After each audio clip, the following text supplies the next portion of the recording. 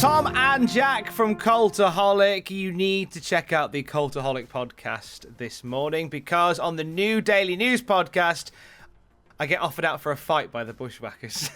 Yeah, so do you? So good. They never really won much anyway, Tom. So I think you're the favourite here. Actually. I think So they've challenged me and my dad to a fight in the garden. So you and your dad. Me and my dad. Yeah. So if you want to hear what all that's about, hear all about the reunion tour of the Bushwhackers in 2021. That's a thing that's happening, Jack. Bushwhackers are back.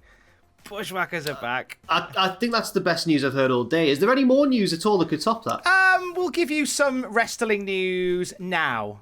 We have the reason for Lars Sullivan's WWE release. A major WWE Raw star is appearing on NXT Tonight. Plus, we have early plans for a celebrity match at WrestleMania 37. We'll talk about it in a bit. So this broke late last night. Lars Sullivan officially done with WWE. What's going on, Jack?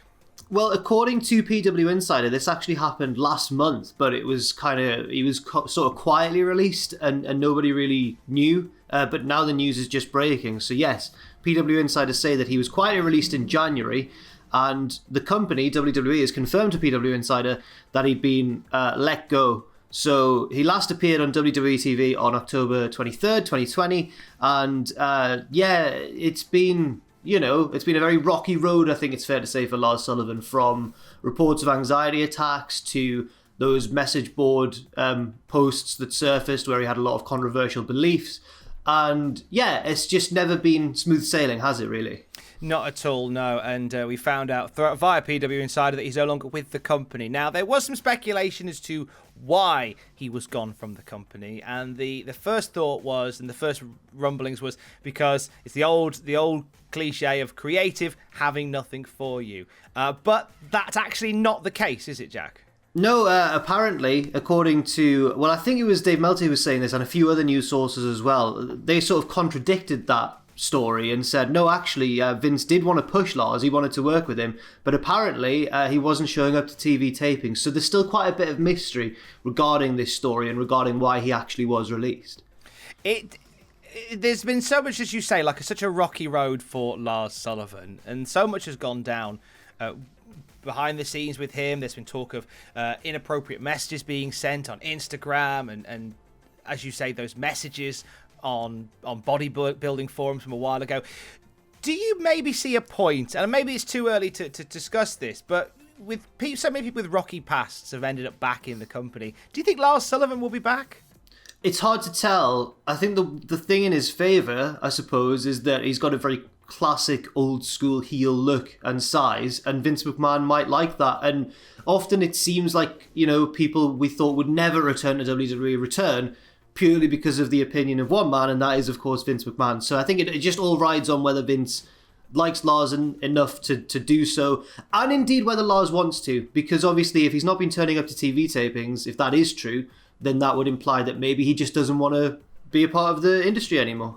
Very possibly. But what you say about Vince's penchant is true. An anonymous source has come to me to say Vince McMahon likes big sweaty men. Vince McMahon likes big sweaty men. That source wishes to remain anonymous. Right, obviously. Okay. Well, I've got a few good ideas who that might be. Well, let's not speculate. We don't need to speculate on this, though, because we were coming here today to speculate on what is about to happen, or what could have happened on NXT. And WWE have gone and all out confirmed it in the last couple of hours or so. What's happening on NXT tonight, Jack? Yeah, so initially we were going to talk about this tweet that Edge made saying, I'm in Orlando to visit my wife. Obviously, Beth Phoenix commentates for NXT. Then I had a thought, NXT needs to get rated R. And we were going to say, well, could this be true? Is this just Edge being a bit of a teasy boy? But no, as you mentioned, WWE have just confirmed it. They've just gone, no, Edge will, yeah, he's going to be on NXT, yeah. No surprises. No surprises ever. I mean, I get why they would want to announce this one ahead of time. I think because NXT and AEW, the old Wednesday night war, there's a war on, Jack, lest we forget. But the idea of bolstering that show on the odd occasion where they can and announcing it ahead of time to perhaps bring some lapsed fans over to see what NXT is all about, going over there with Edge. Who do you think you'll mix it up with? Oh, God, I really don't know, actually. Do you think he'll wrestle anybody? I feel like he'll cut a promo and then get called out by someone and then spear them later on. And that person will be... No, I'm going to do a prediction. That person I've got a prediction here of me as well. Oh, go on. Oh, actually, I don't know if he's healthy or not. Oh. I was going to say Cameron Grimes. That would have been good. I think he's injured, which sucks because he'd have been amazing. Maybe Gargano would be a good foil for Edge here. That's a very good shout. I can see Gargano cutting him off early on, being really annoying, and then towards the end of the night, Edge costs him a match or something. Yeah, possibly, yeah. And I know people will cry foul at that because there seems to be this idea that we treat different legends differently when we talk about them. Not just us, but wrestling people in general. Like we'll talk about Goldberg in more embarrassed, angry tones than we will with Edge. And to that I say, yeah. Yeah, we do. Yeah, we do. Because I believe, because Goldberg for the longest time there was that feel that he's not offering anything and they're putting the belt on him and they're destroying other people. That was not the case at the Rumble, to be fair to Goldberg. In fairness to Goldberg, that made Drew look really good, yeah, to be fair to Goldberg.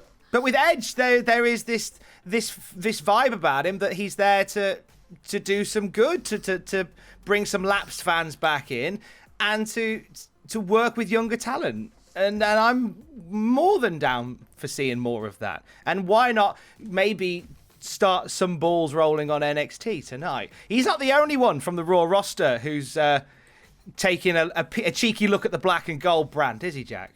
No, another huge name, actually. Randy Orton has been interacting with a certain Karrion Kross on Twitter. He quote-tweeted one of Karrion Kross's kind of spooky videos and said, "Get your ass up here and let's fight and make some dollars and crack a beer. WTF you waiting for? Time? F time. I'll set my alarm. Ha ha." Sounds like what the Bushwhacker said to me and my dad yeah. on the Cultaholic News podcast. It's almost identical.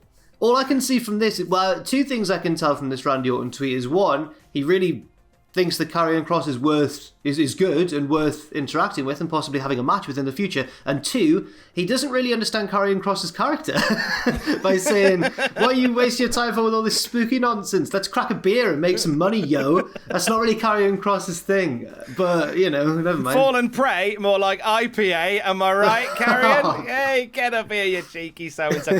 They have tried to kind of make Karrion a bit more of a real wrestler, the real person. Like a lot of there is still some spoopiness about the entrance and all that stuff, but they are sort of paring that back a touch now. So maybe he'll go up to Raw and just be a normal bloke. I'm sure that would be brilliant. I hope not, but at the same time, it can only be a good thing for Karrion Kross that a wrestler of the stature of Randy Orton is calling him out. But I just don't want him to lose what's made him, and I want him to still be a little bit of a spooky Susan. Yes, the spookiest of all the Susans. Spooky goings on at Josh Barnett's Bloodsport. Josh, that segue hurt my head. Josh Barnett's Bloodsport coming back this month. That was awful. Do you know what, Adam? Don't pay me for this video. Josh Barnett's Bloodsport is back. It's bigger than ever, isn't it, Jack? Well, is it bigger than ever? Yeah, it's two. It's two. Oh, right, there's two of them. Oh, it's numerically. An apology of Bloodsports. Yes. Blood Spacks, if you will. I suppose you're right. It is bigger numerically than ever, but it's not going to be in front of a raucous crowd, is what I thought you were going to mention here. But yes, you're right. The Bloodsport 4 and Bloodsport 5 have been announced on back-to-back Saturdays. February the 13th and February the 20th is when they're going to be. And both shows are going to be held in the bare brick settings of an undisclosed location in Los Angeles, California, and will be available via iPay-per-view. There's some matches, Tom, announced for Bloodsport 4. Nothing yet announced for Bloodsport 5, but I'll read out the ones for Bloodsport 4 that we've already got announced. Chris Dickinson versus Jeff Cobb. Jeff Cobb is on a tremendous run of form recently. He did really well at Wrestle Kingdom in New Japan. Harry Smith / Davey Boy Smith Jr. versus Calvin Tankman, and Simon Grimm, formerly known of course as Simon Gotch, versus Dave and Brian's mate, Meltzer and Alvarez's mate, Filthy Tom Lawler. So that should be really good too, because he's a legit MMA man and a pro wrestler. I think that's quite a good lineup, but obviously more matches to be announced, especially for Bloodsport 5 the week after. I think if anywhere is going to benefit from this current situation where we can't get live crowds in, Bloodsport coming out of this, quote, bare brick setting of an undisclosed location in LA. I think that's going to look so cool. I think it's going to look cool, but one caveat, one thing that I really hope doesn't happen, I hope that Shane McMahon doesn't get wind of this and tries once again to reopen Raw Underground, because I don't know if that's a good idea. Mate, he's main event in Bloodsport 5. What are you talking about? Yeah, imagine if they announced him for Bloodsport 5. That'd be fun. I can think of something even weirder than that. Go on. Bad Bunny wrestling. Bad Bunny, right. So I'm obviously down with the kids and stuff. Now, Yeah. Bad Bunny, I'd heard of. I wasn't too familiar with his music, but from what I understand, he is pretty massive. He's a pretty big deal for WWE to get in, and that's pretty good stuff. But can he wrestle? I mean, I guess we may find out, because PW Insider is reporting that there are plans to have Bad Bunny involved in WrestleMania 37, and there has been a pitch made for him to actually wrestle on the show, but it remains to be seen whether that does indeed become the case. Now, they have set something in motion quite nicely on Raw this past Monday. They had Bad Bunny on Miz TV, and Bad Bunny brought out his brilliant mate, Damian Priest. This was how we got Damian Priest introduced to the Raw roster for the first time. This could be a match at Mania. I mean, you're quite a few months out. You know, how you keep this bubbling between now and Mania, because I don't know, but that could kind of be what you do. Well, I'm assuming that Bad Bunny wouldn't show up week in, week out, so they could put the storyline on ice and then have it crop back up again closer to Mania, I suppose. Or they could just have Bad Bunny challenge Roman Reigns. I mean, I don't know, anything could happen. But I do feel that if you're going to have a celebrity match, it's often nice when they help get other existing wrestlers more over, and that's what they seem to be doing with Damian Priest at the minute. So I've got no qualms with it as it stands. I think it's a pretty decent idea. My one point of kind of contention is that Miz is Mr. Money in the Bank. Why did they put that on him when they're having him effectively be mid-card comedy heel Miz again? I don't understand what they've done. Have they not done this a few times with the Money in the Bank briefcase, where the holder is sort of mid-card away from the scenes and they push them away, and then when they least expect it, ho, here we go. Thanks very much. They have. But this one feels a bit different to me. It feels more just like Miz being the Miz, and they're not I can't foresee anything other than a failed cash-in, unfortunately, for The Miz, and I don't know if you feel the same. I can't see him becoming a champion. No. A WWE champion, at least. It doesn't. There doesn't seem to be that same kind of frenetic energy behind him right now that there was when Seth Rollins had the case, the multiple times where Edge had the case. It doesn't seem to be that right now. Or when he cashed in a decade ago. Let's all feel old together. More news later on. Until then, stay safe. Love you. Bye.